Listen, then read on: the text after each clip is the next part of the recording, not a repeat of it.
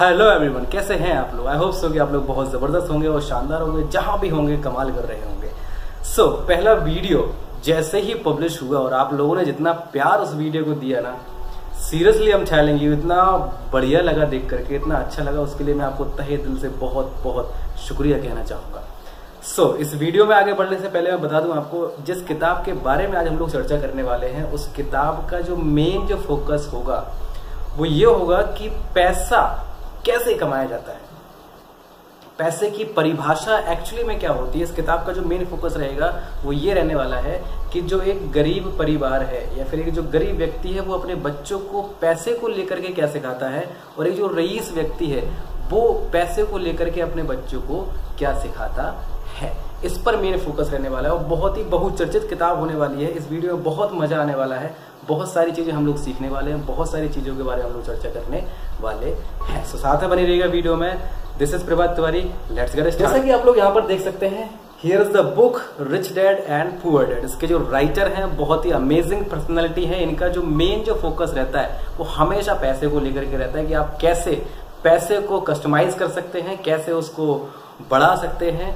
ये सारी चीजों का फोकस इनका रहता है। इनके बहुत सारे कैंपेन भी चलते हैं, इनके बहुत सारे सेमिनार्स भी चलते हैं, फ्रेंचाइजीज वगैरह भी ये प्रोवाइड करवाते हैं पैसे को लेकर के। इनकी अर्ली लाइफ के बारे में बात करें तो उन्होंने बहुत सारे उतार चढ़ाव अपनी जिंदगी में देखे हैं। जब उन्होंने काम करना शुरू किया तो उन्होंने धीरे धीरे बिजनेस को डेवलप करना शुरू किया। जब उन्होंने पहला बिजनेस किया तो बुरी तरीके से फ्लॉप हुआ। बंदे ने फिर भी हार नहीं मानी, रॉबर्ट ने फिर भी हार नहीं मानी। आगे बढ़ते हैं, दूसरा बिजनेस शुरू करते हैं। टी शर्ट्स का बिजनेस शुरू किया उन्होंने, वॉलेट्स का बिजनेस शुरू किया, साथ ही साथ उन्होंने हैट्स वगैरह का बिजनेस शुरू किया, लेकिन वो भी बहुत बुरी तरीके से अनफॉर्चुनेटली बैंकरप्ट हो जाते हैं उस बिजनेस के द्वारा भी। इसी तरीके से कहानी आगे बढ़ती है। दूसरी शादी होती है और जिस लड़की से वो शादी होती है, जिस लड़की से इनकी शादी होती है, वो रियल एस्टेट में डील करती है। इनका रियल एस्टेट का सफर शुरू हो जाता है। वहां पर ये सीखना शुरू करते हैं, वहां पर डीलिंग करना शुरू करते हैं। उसी दौरान ये एक किताब लिखते हैं जिससे ये बहुत ज्यादा छा जाते हैं। उस किताब का टाइटल होता है if you want to be rich and happy don't go to the school. अगर आप जिंदगी में महान, सक्सेसफुल और पैसा बनाना चाहते हैं, खुश रहना चाहते हैं, तो स्कूल मत जाइएगा। ये किताब इनकी फर्स्ट किताब थी। आई थिंक 1977 में ये किताब लिखी इन्होंने, तो बहुत ज्यादा बिकी। आज ये करीब 15 से 20 किताबें लिख चुके हैं, वर्ल्ड वाइड बड़ी फेमस है। और उनमें से एक किताब है रिच डैड और पुअर डैड। इस किताब में बताया जाता है कि एक जो पुअर परिवार है, एक यूं बोले हम लोग कि एक जो मध्यम वर्गीय परिवार है, वो अपने बच्चों को पैसे की उसके मायने क्या सिखाता है, पैसे की परिभाषा उसके हिसाब से क्या होती है, और जो रईस व्यक्ति होता है उसकी परिभाषा पैसे के मायने में क्या होती है, और अपने बच्चों को क्या सिखाता है। ये चीज समझना बहुत जरूरी है। इसका जो फर्स्ट चैप्टर है ना, आई लव इट, मीन्स इसका जो टाइटल है ना, उससे ही आपको प्यार हो जाएगा शायद, कि इसमें बताया गया है कि the rich people don't work for the money. वो जो रईस लोग होते हैं ना, जिनको हम लोग बोलते हैं कि ये रईस लोग, वो पैसे के लिए काम नहीं करते हैं, पैसा उनके लिए काम करता है।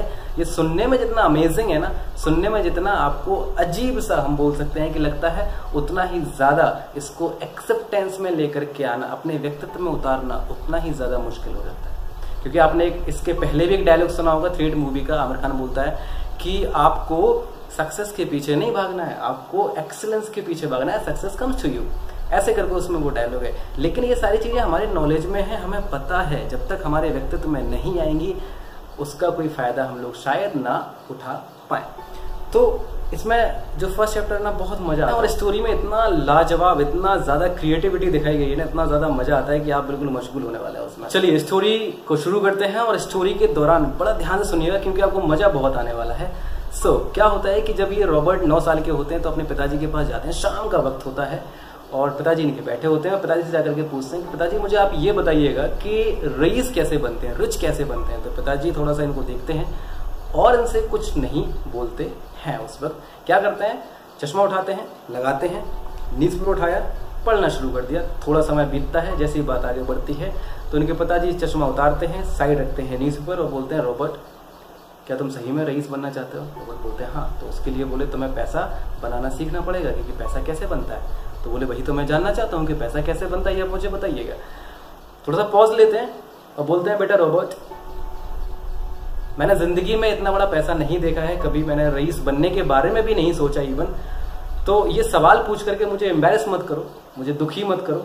अगर आप सही में रईस बनना चाहते हो, बड़ा पैसा बनाना चाहते हो, तो आपको मैं एक ऐसे व्यक्ति से मिलवा सकता हूँ, या फिर मैं आपको ऐसे व्यक्ति के बारे में बता सकता हूँ जो आपको ये सारी चीजें सिखा सकता है। बोले बेशक, बताइएगा आप कौन है ऐसा व्यक्ति। तो बोलते हैं कि जो आपका दोस्त है ना माइक, उसके पिताजी, उनसे मिलो, उसको पैसे के बारे में अच्छा ज्ञान है, वो आपको सिखाएंगे कि पैसा कैसे कमाया जाता है। नेक्स्ट मीटिंग इनकी माइक से होती है। माइक से बोलता है कि मेरे पिताजी ने ऐसे ऐसे बोला है, आप अपने पिताजी से मेरी मीटिंग फिक्स कराइए, मुझे उनसे पैसे कमाने के बारे में जानकारी लेना है। नेक्स्ट मीटिंग पिताजी से होती है। पिताजी के ऑफिस पहुंचते हैं, वहां का दृश्य कुछ अलग ही होता है। पुराने जमाने का घर बना होता है, पुराने जमाने का ऑफिस बना होता है और पिताजी अंदर बैठे होते हैं, लोगों से बातचीत कर रहे होते हैं। ये दोनों लोग, माइक और रॉबर्ट, बाहर उनका वेट कर रहे होते हैं। अंततः इनकी मीटिंग हो। क्या ये वही लड़का है रॉबर्ट जो आपने मुझे बताया था कि ये पैसा कमाना चाहते हैं, रईस बनना चाहते हैं? तो बोलते हैं हाँ पापा जी, ये वही लड़का है, आप इनको बताइएगा कैसे रईस बना जाता है। तो सिलसिला आगे चलता है और बातचीत के दौरान वो बताते हैं कि ठीक है, मैं आपको सिखाऊंगा, लेकिन जो पैटर्न हम लोगों का रहने वाला है वो बिल्कुल स्कूल या कॉलेज की तरीके से नहीं रहने वाला है। There would not be any kind of lectures. यहाँ पर किसी भी तरीके के कोई लेक्चर नहीं होने वाले, किसी भी तरीके का आपको कोई बोर्ड नहीं मिलेगा, किसी भी तरीके की आपको प्रेजेंटेशन नहीं मिलने वाली जो स्कूल से हम लोगों को बताया जाता है। यहाँ पर लाइव से आप सीखने वाले हैं, यहाँ पर आपको करके दिखाना पड़ेगा, काम करना पड़ेगा उसके लिए। तो अब वो यहाँ पर रॉबर्ट 9 साल का बच्चा कैसे समझ पाएगा इतनी हाई लेवल की बातों को? तो वो पजल हो जाता है। वो कहते हैं मैं आस्क अ क्वेश्चन। तो बोलते हैं कि नो क्वेश्चन, या तो हाँ बोलिए या फिर ना बोलिए। तो बोलते हैं ठीक है। तो बोले कोई बात नहीं, आप कल से काम पर आना शुरू कर दीजिए, मैं आपको इतने सेंट्स, वहां पर उनकी करेंसी को बोलते हैं सेंट्स, आप पैसे को समझ लीजिएगा, वो इतने पैसे देना शुरू करते हैं। धीरे धीरे समय बीतता है, 5 दिन, 10 दिन, 15 दिन समय बीतता है। रॉबर्ट फ्रस्ट्रेटेड होना शुरू हो जाते हैं कि ये क्या मतलब है, मैं तो आया था पैसा कमाने के सीखने के लिए, लेकिन यहाँ ये तो मुझसे चाइल्ड लेबर करवा रहे हैं। ये अपने क्या नाम है पिताजी को जाकर के बताते हैं, जो उनके रिगार्डिंग मतलब सगे पिताजी होते हैं, उनसे बताते हैं। तो उनके पिताजी इनको सलाह देते हैं कि आप उनको बोलो कि अगर वो पैसे आपके बढ़ाते हैं तो हम काम करेंगे, नहीं तो हम काम नहीं करेंगे। इतनी सी बात होती है। ऑफिस जाते हैं, बहुत ज्यादा गुस्से में होते हैं और उन्होंने बोला कि मैं आपसे मीटिंग करना चाहता हूं। तो बोलते हैं ठीक है, करते हैं मीटिंग। नेक्स्ट डे वो इनको अपॉइंटमेंट देते हैं, नेक्स्ट डे जाते हैं। ये ऑफिस के बाहर बैठे होते हैं। वो साहब जो माइक के पिताजी थे, वो बढ़िया से ऑफिस में बैठे थे, लोगों से डील कर रहे थे, लोगों से बातचीत कर रहे थे। रॉबर्ट वहां से देखा जा रहा है कि इनको बिल्कुल भी शर्म नहीं आ रही, इनको जरा भी हम मेरे ऊपर रहम नहीं आ रहा है कि 9 साल का बच्चा इतनी देर से वेट किया जा रहा है, लेकिन ये अपनी मीटिंग में ही लगे हुए हैं। इनको मेरे पास या फिर आने का या फिर मुझसे मिलने का वक्त ही नहीं है शायद। ये क्या मुझे सिखा पाएंगे कि पैसा कैसे आता है? समय थोड़ा सा और बीतता है, कहानी थोड़ी सी और आगे बढ़ती है। तब जाकर के वो लास्ट मीटिंग में इनसे मुलाकात होती है और जैसे ही ये पहुंचते हैं, ये दृश्य बहुत ही अल्टीमेट होता है, बहुत ज्यादा मजा लेने वाले हैं आप लोग। जैसे ही ऑफिस में पहुंचते हैं और वो थोड़ी सी चेयर पीछे करते हैं और टांग पे टांग धर के बैठते हैं और बोलते हैं रॉबर्ट, मैं समझ गया तुम क्या कहना चाहते हो, तुम जॉब छोड़ना चाहते हो ना?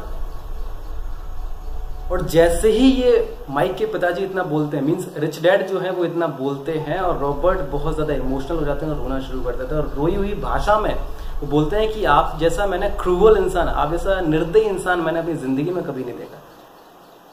आपको पता है कि मैं आपके ऊपर केस भी कर सकता हूं क्योंकि आप चाइल्ड लेबर करवा रहे हैं, आप मेरा पूरा मेहनताना, मींस आप मेरे पैसे भी पूरे नहीं दे रहे हैं, पैसे भी कम दे रहे हैं, काम भी ज्यादा दे रहे हैं। मैं कितने दिनों से सोच रहा हूं कि आप कब आएंगे, मुझे बताएंगे कि पैसा कैसे बनता है, कैसे रईस बना जाता है, लेकिन आप लगातार मुझसे काम करवाए जा रहे हैं। मुझे आपने एक वक्त बताया भी नहीं कि कैसे पैसा बनता है, कैसे सारी चीजें ये प्रोसेस होने वाली है। आप बस मुझसे काम कराए जा रहे हैं, चाइल्ड लेबर करवा रहे हैं, बिला बिला बिला, इतनी सारी चीजें उन्होंने सुना दी मुझे, बहुत सारी चीजें उन्होंने बताया। पूरा दर्द, जो फ्रस्ट्रेशन थी, जितने भरे हुए थे, सब कुछ बता दिया। लास्ट में पता क्या होता है, माइक के पिताजी बढ़िया से ऐसे करके बैठते हैं और बोलते हैं ओके ठीक है।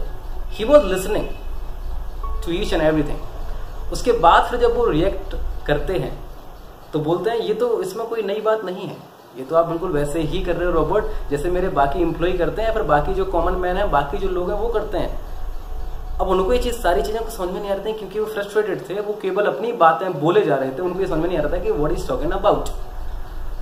तो कहानी और आगे बढ़ती है, बातचीत और आगे बढ़ती है। इसी तरीके से बातचीत आगे बढ़ते बढ़ते इस कदर पहुंच जाती है कि ये बहुत ज्यादा फ्रस्ट्रेशन में बहुत ज्यादा उल्टा सीधा बोलना शुरू कर देते हैं। तब वो बोलते हैं कि आप मैं यहाँ पर थोड़ा सा आपको बताना चाहूँगा, ज़िंदगी में जो हमारे ऊपर समस्या आती है ना, ज़िंदगी में जो हम कभी परेशान होते हैं या फिर दुख आता है, तो हम कभी ये नहीं बोलते कि ये हमारी वजह से हुआ। हम हमेशा दूसरों पर ब्लेम करते हैं कि ये इसकी वजह से हुआ होगा। झगड़े भी इसी वजह से हो जाते हैं, अरे यार उसने ऐसा बोल दिया, अगर उसने ऐसा मुझसे नहीं बोला होता ना तो मैं लड़ता भी ना। वो अपने ऊपर जिम्मेदारी नहीं लेता है कि मेरी वजह से हुआ। Same thing was happening in the story कि रॉबर्ट वो जिम्मेदारी अपने ऊपर नहीं ले रहे थे, वो तिलमिला रहे थे, वो उनको बोल रहे थे कि आपकी वजह से ये सब कुछ हो रहा है, आप लोगों को परेशान करते हैं, आपका केवल मोटिव इतना है कि पैसा कैसे कमाया जाए। लोगों के आपको सेंटिमेंट्स का कोई ख्याल नहीं है, लोगों के इमोशंस का आपका कोई ख्याल नहीं, आपका केवल एक ही मोटिव है, पैसा पैसा पैसा पैसा। Just he got frustrated. फिर वो आगे बताना शुरू करते हैं जिंदगी के लेसन्स। बोलते हैं कि ये जैसा आप सोच रहे हो रॉबर्ट, बिल्कुल भी ऐसा नहीं है। लाइफ आपको पुश कर रही है आगे बढ़ने के लिए, लेकिन आप शायद उसको समझ नहीं पा रहे हैं। अब वो और ज्यादा पजल्ड कि ये क्या कह रहे हैं, but is not getting anything. उनको समझ भी नहीं आ रहा है कि ये क्या कह रहे हैं, क्योंकि अब 9 साल का बच्चा कितना समझता। तो कहानी और आगे बढ़ती है, फिर वो सोल्यूशन उसके लिए देते हैं। वो सोल्यूशन आप जब किताब पढ़ेंगे तो आपको बहुत मजा आने वाला है, क्योंकि अगर मैं इसी वीडियो के दौरान आपको सारी चीजें बता दूंगा ना, वीडियो बहुत लेंथी हो जाएगी, शायद आप इंटरेस्ट खो दें उस दौरान। तो ध्यान रखिएगा, इस किताब को पढ़िएगा, बहुत सारे लेसन्स हैं, बहुत सारी चीजें हैं इस किताब को सीखने के लिए, बहुत सारी चीजें आप सीख सकते हैं इस किताब से। इस किताब को पढ़िएगा।